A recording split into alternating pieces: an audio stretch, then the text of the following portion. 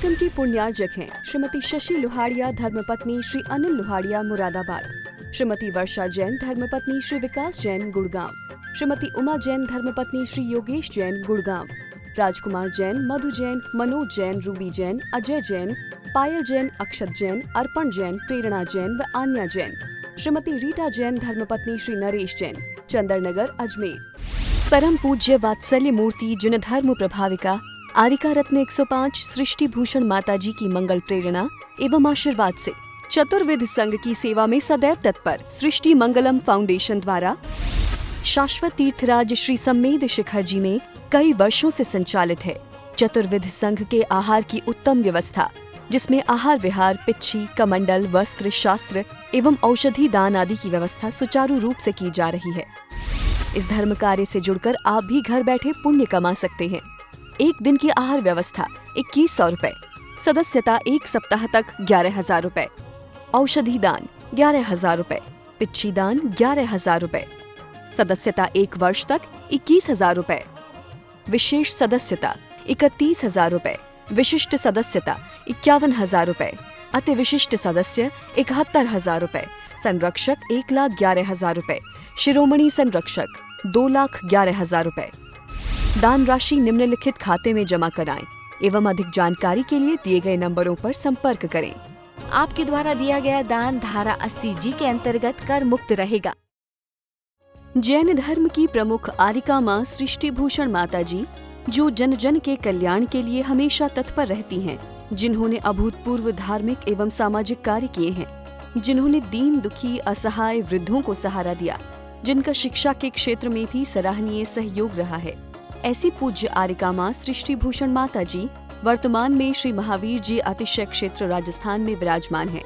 आप सभी भक्तगण अधिक से अधिक संख्या में पूज्य माता जी के मंगल दर्शन का पुण्य लाभ अवश्य लें। जय महावीर भगवान की जय, पार्श्वनाथ भगवान की।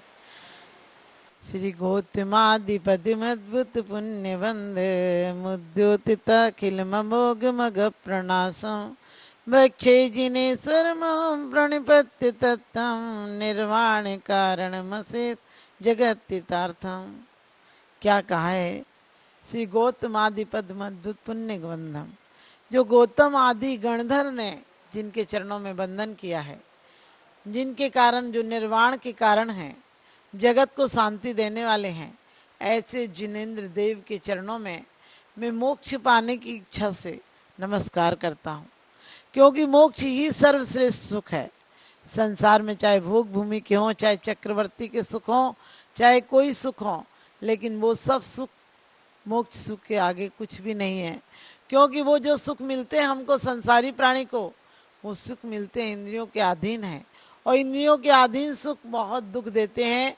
क्योंकि कहा है दुखेर अंतर तो दय, वो तो दुख से अंतरित ही है। पाप बीजे सुखे नास्ता, कहते पाप के बीज हैं और सुखों में आस्था करनी नहीं चाहिए, उससे सुख मिलता ही नहीं है। जहाँ बीज ही खराब होगा वहाँ सुख कहाँ से मिलेगा, वहाँ वृक्ष और फल कैसे आएगा। इसी प्रकार से आचार्य कहते हैं कि पुण्य बंध का कारण है क्या? भगवान के चरण, भगवान के चरण पुण्य बंध का कारण क्यों है? क्योंकि वो भव्य रूपी कमलों को विकसित करने के लिए हैं। उन्होंने कह दिया, कानों में जो भगवान के वचनों को सुनता है वो समझो कर्ण फूल की तरह अपने आप के कानों को पवित्र कर लेता है, और जो भगवान के वचनों को हृदय में धारण करता है वह समझो कि अपने कंठ की शोभा को धारण करता है।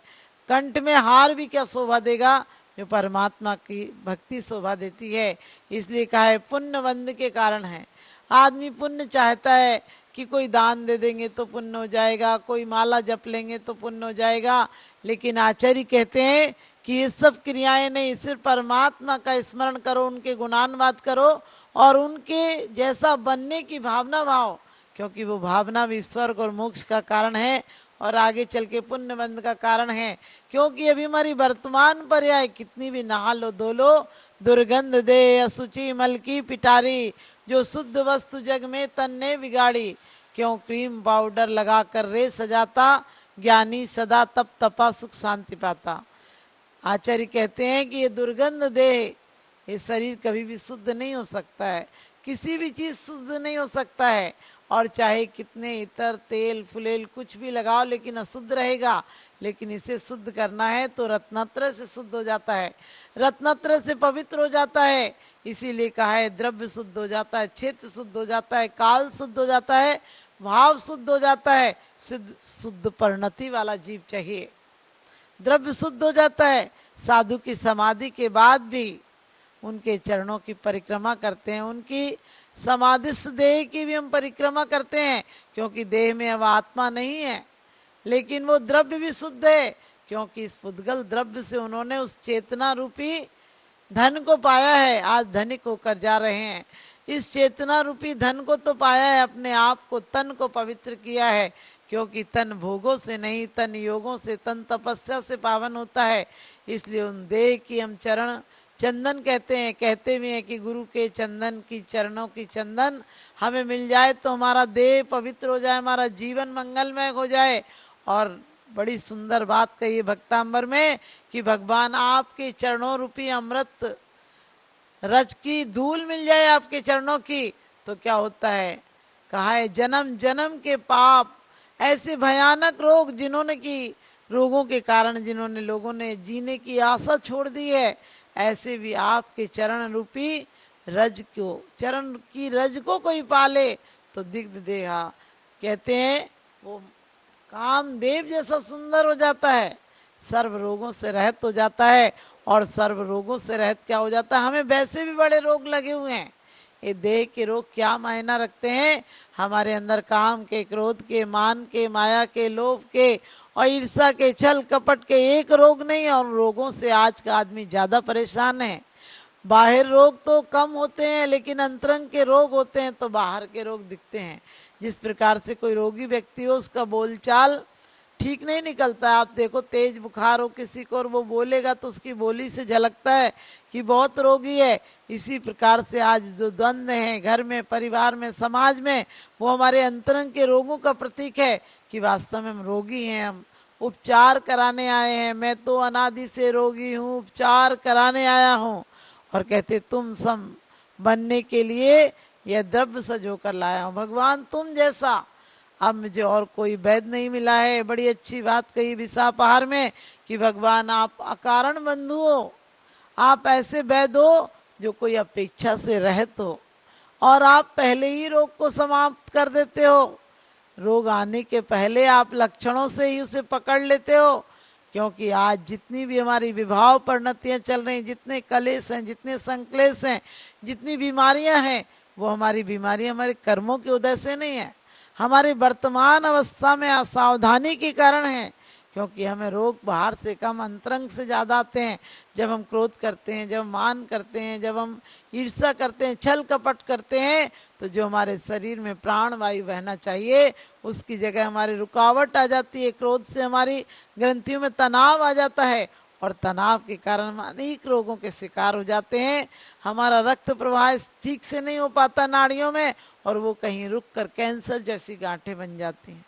इसलिए हमें रोगों से मुक्त होना है तो हमें किनके चरणों में जाना है, जो मुक्ति के कारण है जिनके चरण, और उनके चरणों की पूजा कैसे करना है। ऐसे नहीं कि मुट्ठी भर चावल ले गए और मंदिर में साथिया बनाया और स्वाहा स्वाहा की, कब पूजा हो गई कब खत्म हो गई आदमी को पता ही नहीं चलता है। जो पूजाएं याद होती हैं वो कब खत्म हो जाती हैं आदमी को कुछ पता नहीं चलता है। लेकिन आचार्य कहते हैं ऐसी पूजा नहीं करना है। उस पूज्यता के प्रति हमारी आत्मा तड़प उठे कि बस अब और कोई धन नहीं चाहिए, संपत्ति नहीं चाहिए, पद नहीं चाहिए, प्रतिष्ठा नहीं चाहिए, परिवार नहीं चाहिए। ये 5 चीजें आदमी छोड़ जाता है और उन्हीं को जोड़ता है, पद, प्रतिष्ठा, परिवार और प्रशंसा। और कहते प्रेम को चाहता है, लेकिन संसार में प्रेम होता ही नहीं है। जिसे परमात्मा से प्रेम हो, उसे दुनिया का प्रेम मिलता है। उसे देवता छोड़ गणधर तक उनके चरणों में नमस्कार करते हैं। इसलिए हमें किनकी आराधना करना है। हम कभी भी द्रव्य से शुद्ध, परमात्मा का द्रव्य भी शुद्ध हो गया। लोग कहते हैं अरिहंत तो भी सिद्ध नहीं हो, उनकी पूजा क्यों करें। आचार्य कहते हैं कि अरिहंत तो अरिहंत है, उन्होंने तो नष्ट कर दिया है मुख्य शत्रुओं को, 4 घातिया कर्मों को।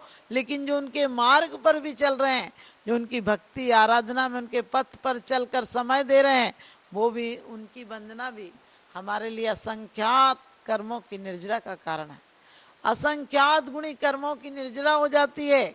एक असंयत की अपेक्षा संयत की हो जाती है, संयत की अपेक्षा देश संयत की और महाव्रती की श्रेणियों में असंख्यात गुणी निर्जरा हो जाती है। लेकिन हम ये विचार नहीं करते हैं कि हमें कैसा निर्जरा करना, और बंद करते रहते हैं और वहां जाकर और आश्रम कर लेते हैं, पुण्य आश्रम कर लेते हैं थोड़ा बहुत। लेकिन पुण्य आश्रम में यदि हमारी आकांक्षाएं होंगी तो हमें पाप की तरफ ले जाएंगी। इसलिए हमें क्या करना है, भगवान के चरणों में, क्योंकि भगवान के चरणों में गया हुआ जल भी गंधोदक हो जाता है, और अपन लोगों के सिर पर कुछ चला जाए जल तो नाली का पानी हो जाता है। हमें अपने जीवन को गंधोदक सा बनाना है। और क्या कहा है, भगवान का आह्वान करते हैं। भगवान कोई सिद्ध शिला से हमारे दिलों में नहीं आएंगे, लेकिन उन अरिहंत देव को मनाते हैं, उन अरिहंत देव की आराधना और उपासना करते हैं जो हमारे लिए आदर्श हैं, जो हमारे लिए पथ प्रदर्शक हैं, जिनके चरण इस प्रकार से हैं कि अब सिद्ध बनने वाले हैं, अब उन्हें अपने अंतिम लक्ष्य की प्राप्ति होने वाली है। और उन्होंने कर्मों को नष्ट किया है, उन कर्मों को नष्ट किया जो संसार के बीज थे, जो घातिया कर्म थे, जो घातिया कर्म हमारा घात कर रहे थे, हमारे आत्म गुणों का घात कर रहे थे, उनको नष्ट किया है। और वो आज की तारीख में सिद्ध बनेंगे ही। जिस प्रकार से आपके यहाँ कोई शादी होती है और सगाई हो जाए तो भी आप क्या कहते हैं, उनकी पत्नी है, उनके पति हैं, भले अभी हुए नहीं है, वो शादी तो टूट सकती है।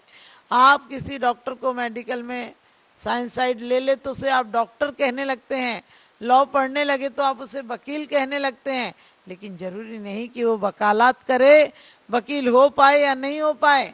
लेकिन आप लोगों को पता है कि वो सिर्फ पढ़ाई चालू करता और आप उसको मान लेते हैं। राजा के बेटे को, राजकुमार को आप राजा कहने लगते हैं क्योंकि भविष्य में राजा बनेगा। लेकिन वो राजा और वो वकील, वो मास्टर और वो इंजीनियर बने या नहीं बने, लेकिन जो एक बार अरिहंत बन गए वो सिद्ध बनेंगे ही बनेंगे। और हम उन सिद्धों की श्रेणी में आने वाला जिनका नाम है जग के, उन सब मुनि राजों को मेरा नम्र प्रणाम है।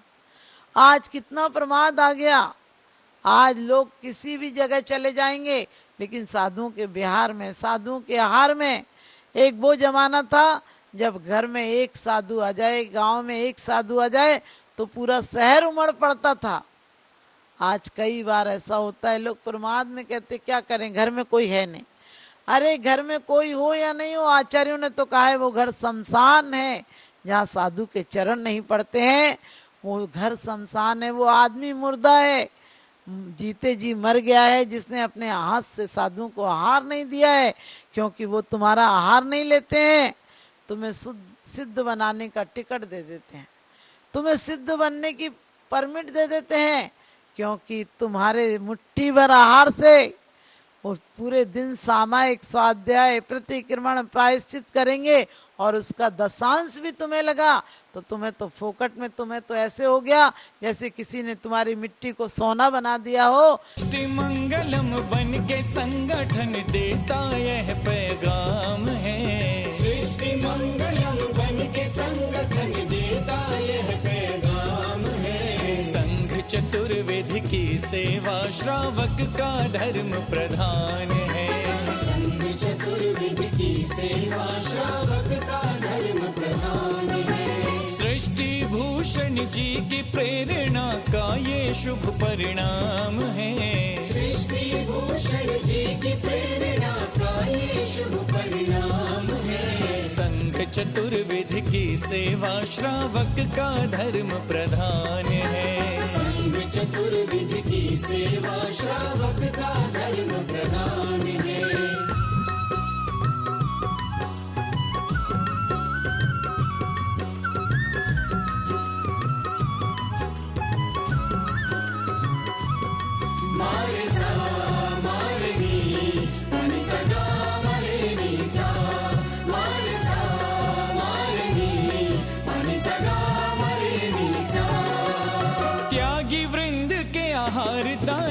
तू जो सदा संकल्पित है, वर्षों से संकल्पित है। आदिनाथ सृष्टि आदर्श सेवा समिति संचालित है, सेवा समिति संचालित शिखर में शोभित, साधु सेवा में समर्पित। सन्मेध शिखर में शोभित, साधु सेवा में समर्पित। दूर करे साधकों की चर्या में जो भी व्यवधान है। दूर करे साधकों की चर्या में जो भी व्यवधान है। संघ चतुर्विध की सेवा श्रावक का धर्म प्रधान है। संघ चतुर्विध की सेवा श्रावक का धर्म प्रधान है।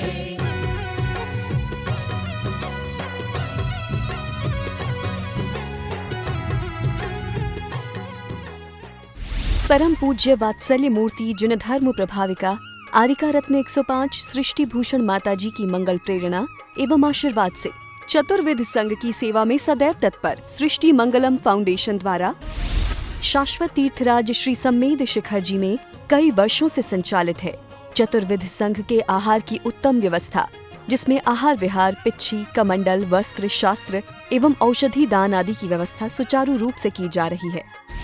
इस धर्म कार्य से जुड़कर आप भी घर बैठे पुण्य कमा सकते हैं।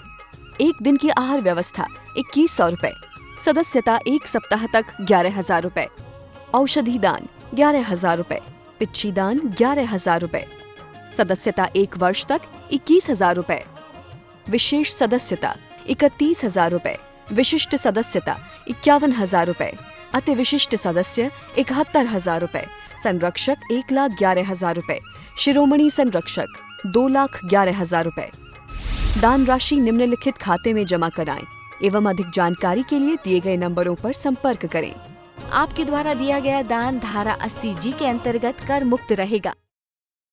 इस कार्यक्रम के पुण्यार्जक हैं श्री पुष्प कुमार रारा, श्रीमती पुष्पा देवी रारा, श्री विकास रारा, जया रारा, श्री ऋषभ रारा, प्रियांशी रारा, मंजुश्री, पूना बाजार, इम्फाल, मणिपुर। स्वर्गीय बाबूजी डॉक्टर श्री लाजपत राय जी जैन सपरिवार, जंगपुरा, दिल्ली। श्रीमती सुधा जैन धर्मपत्नी श्री आनंद जैन जी, C130 पुष्पांजलि एनक्लेव, दिल्ली। श्री ओम प्रकाश सरावगी, पौत्र अभिषेक ऋषभ अभिनंदन सरावगी, निवासी सिलीगुड़ी, पश्चिम बंगाल।